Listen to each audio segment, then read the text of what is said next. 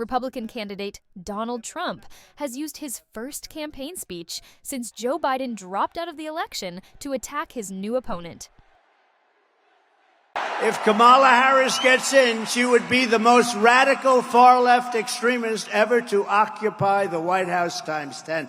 There's never been a lunatic like this in the White House, and we've had some bad. He went on to blame Kamala Harris for what he says is one of the Biden administration's failures: security along the U.S.-Mexico border. The most incompetent and far-left vice president in American history. By the way, they did a poll.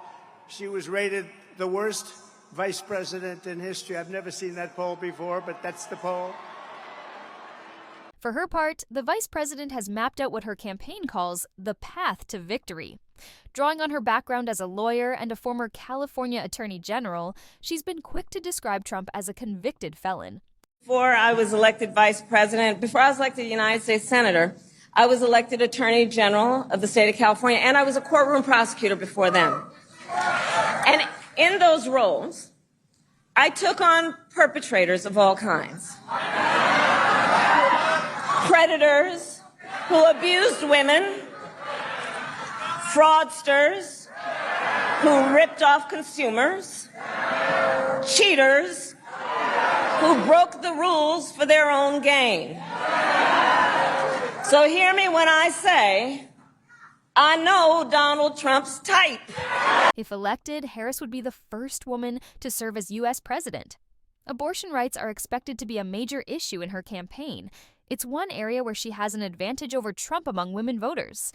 This campaign is not just about us versus Donald Trump. This campaign is about who we fight for. We believe in a future where every person has the opportunity not just to get by, but to get ahead.